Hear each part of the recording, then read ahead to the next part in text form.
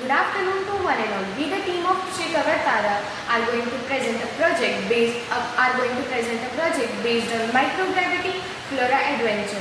Asmi, do you know the purpose of choosing this model? Yes, Mahima.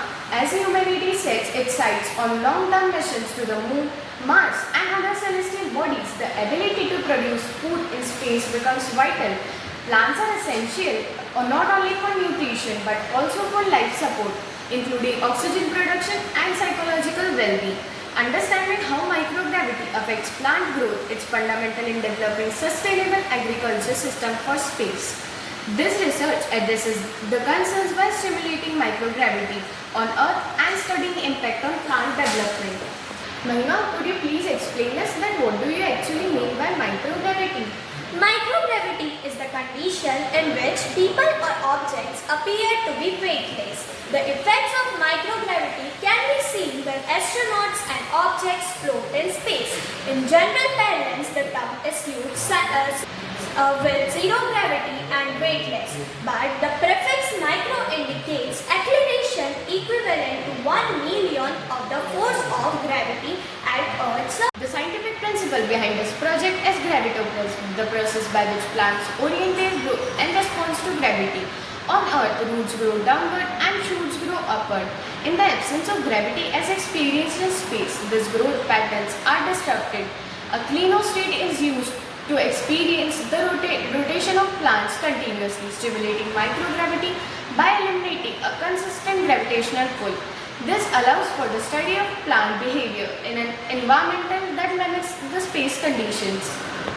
For this experiment, we used 3 petri dishes. We kept one in a constant vertical orientation, second petri dish rotated vertically once by 90 degree, and third petri dish attached to the clinostate so it rotates continuously. In scenario 1, you can clearly see that roots grow directly downward with maximum length and no deviation from the vertical. In scenario 2, you can clearly see that roots are growing horizontally perpendicular to gravity with altered direction but consistent overall length. In scenario 3, we can see that roots are growing with a slight randomization due to continuous rotation, resulting in a slightly shorter effective length. In this project, we have built our own clinostate and used it to conduct stimulated microgravity experiments. A clinostate will consist of a servo motor and an Arduino, which will control the speed of the motor. Now, we have comparative observations of all 3 petri dishes. Under Earth's gravity, seedlings grow in a typical healthy manner with clear upward and downward orientation for shoots and roots respectively. Growth is most robust with minimal signs of stress. With 90-degree tilted petri dish, seedlings show more directional growth compared to clinostate but less uniformity than the control. There may be some mild stress and variation in growth patterns due to the tilted orientation. With clinostate, seedlings exhibit random growth in patterns with no clear direction for roots or shoots and generally show slow and less vigorous growth with potential signs of stress. Now we are concluding that the experiment successfully stimulated microgravity conditions using a clinostate and provided valuable insights into how plants might grow in space.